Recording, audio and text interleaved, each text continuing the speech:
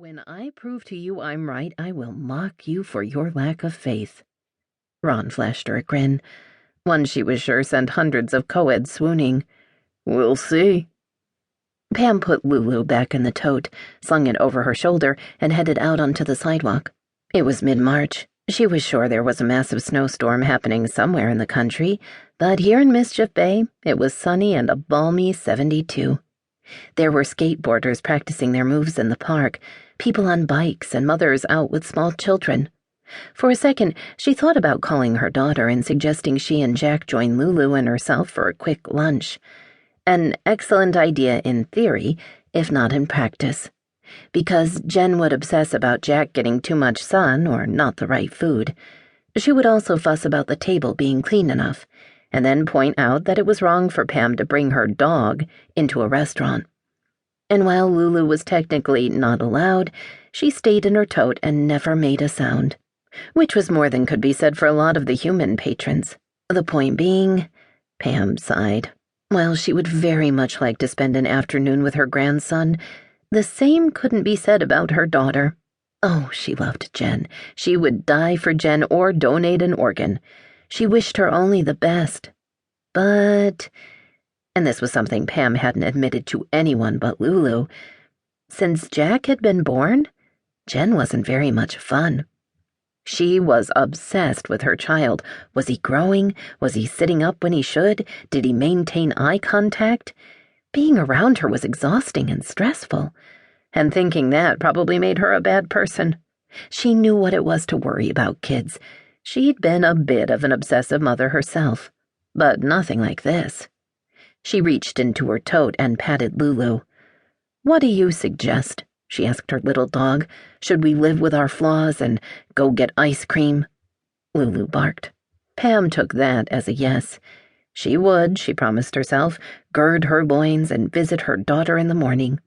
But for this afternoon, she would enjoy the beach and the fun of repotting her bush monkey flowers.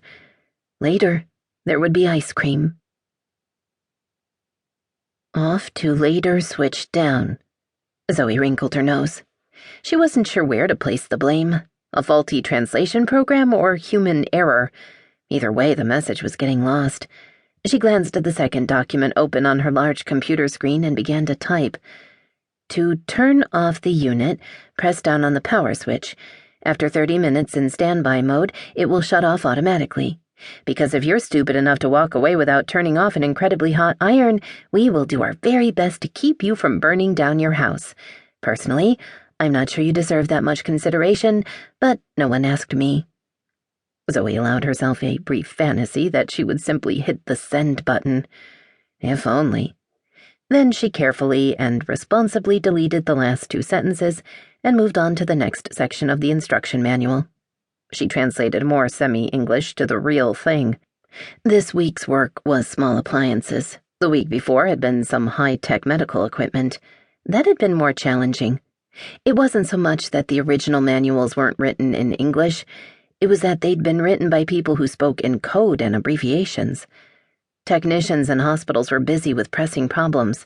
They didn't have time to figure out what they thought the instructions meant. They had to do their job and move on to the next patient. Zoe made that possible. She'd translated manuals from their original gibberish to something easily understood. She knew that for the most part the average consumer never bothered cracking a manual, but if they happened to read one of hers, they would find easy-to-understand instructions written in a way that made sense. She reached the bottom of the section, then rose to stretch. Too much computer time made her back stiff and her legs ache. "Wasn't I supposed to be getting more exercise?" she asked out loud, then turned to Mason, who was asleep on the old club chair in the sunniest corner of her small home office. "Did you not want to talk about it now? Should I point out I'm the only person who feeds you, and I'm the only one who loves you? So if something happens to me, you're going to be swimming in regret." She waited, but Mason didn't even twitch an ear. Right before she reached down to scratch him under the chin, he gave her a little murr of greeting and began to purr. "Ha! I knew you were listening. And yes, I get how pathetic it is that we're having this conversation." Her phone rang. Saved by the ringtone, she thought.